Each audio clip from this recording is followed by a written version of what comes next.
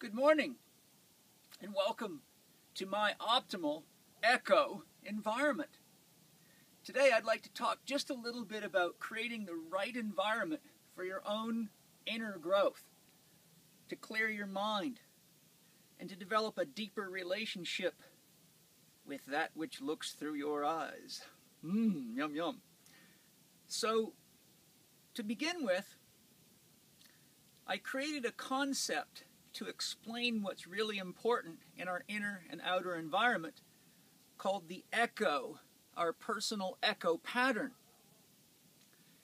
E stands for energy, C stands for chemistry, H for hydration, or the importance of water, and O stands for organics. No surprise there.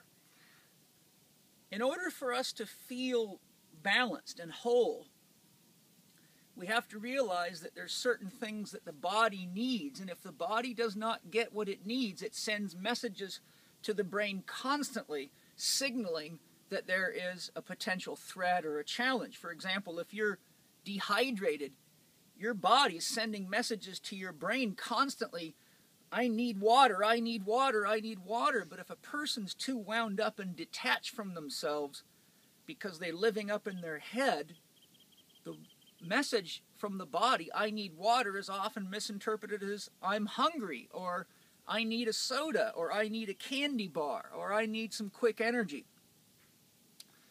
So in order to create the right internal environment, we have to remember that energy has two functional meanings. The capacity to do work.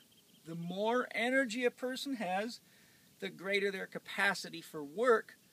And an even more important concept really comes from farming, and that is that energy is the capacity to create order.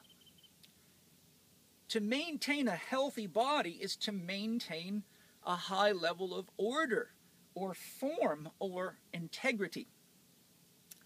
If we don't have enough energy, we cannot replace cells, we can't digest effectively, we do not have the necessary power to do work to meet the demands of the body itself.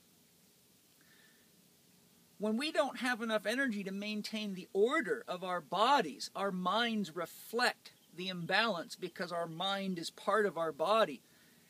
Yes, your mind is something beyond your body, but it is also something that lives in your body. If you didn't have biochemistry in your body, you could not know you were thinking. So your mind would essentially be segregated from its capacity to express itself in your body. So if we don't have enough quality energy in us, we cannot do the work of creating order. So our internal environment begins to break down and become chaotic.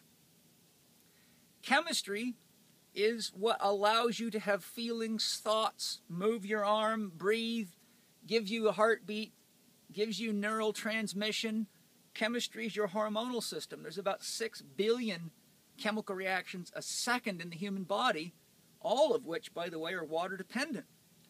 So if our chemistry is out of balance from eating the wrong foods or exposing ourselves excessively to toxins that we can't clear, then all the yoga practice in the world is really just an exercise of walking around a bar with a broom trying to forever clean up the mess. And as long as there's people in the bar spilling drinks on the floor and acting silly, your job will never be done. So if your body's like that bar and your choices are like the choices people make in bars, chances are your chemistry is not going to be able to effectively conduct the energy that you would otherwise have. You will either have a depression in your energy, or you will have radical increases in energy followed by depressive periods throughout the day and in general.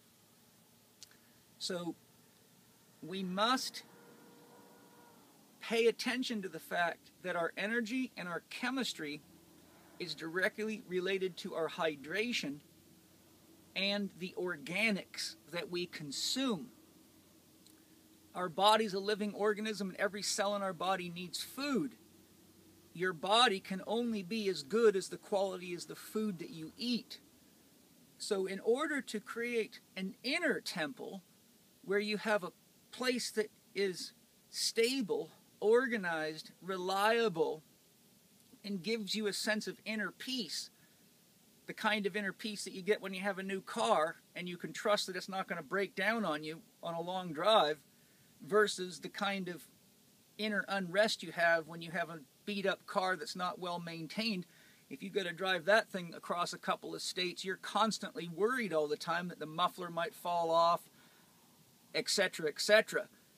Living in a body like that and trying to develop yourself internally or spiritually is really like paddling upstream all day long.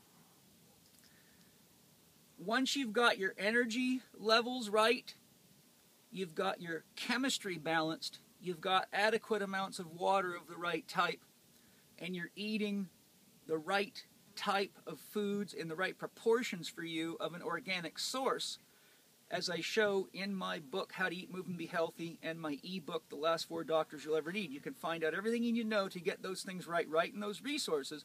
Once that's right, then you have a natural sense of inner stability, inner strength, some core to you. Your capacity to manage stress is significantly improved. Your ability to not sweat the small stuff is improved as well. Then we want to work on the outer environment. Here is my Tai Chi area. I intentionally sought to find an environment where I could live the way I want to live, practice what I need to practice, and teach what I need to teach to the people that need the kind of help that I can offer.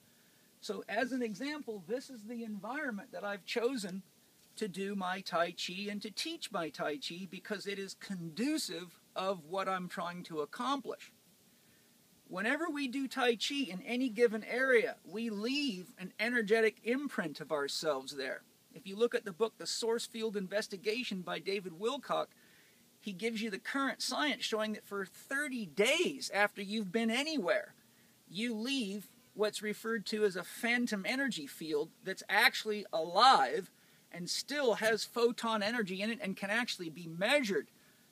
Great Tai Chi masters have said for a long time, if you do Tai Chi in the same place repeatedly, that your Chi will infuse the area. This is an important thing, because there's going to be days when you go to do your spiritual practice and you're wound up and stressed out due to the nature of the ups and downs of life.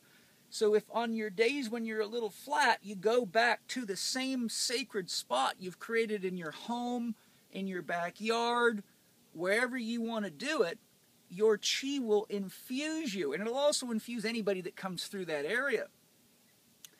So having the right internal environment and the right external environment allows you to do two things. Your internal echo, and I mean echo like hello, hello, hello. Your internal echo, when you're eating according and living according to the suggestions I just made, sends out waves of information that are harmonizing every single human being, creature, anything less harmonized than you. So that's the gift of love that you give away constantly for loving yourself. Then if you create the right outer environment, a healthy echo meets a healthy echo, and when healthy and healthy meet each other, hey, yeah, this is what happens. So my suggestion is, if you want to begin to go deeper in your spiritual practice, clean up your echo. Do the things you need to do to have authentic energy, not 5-hour energy drinks and Monster and Red Bull and canned poison. Real energy.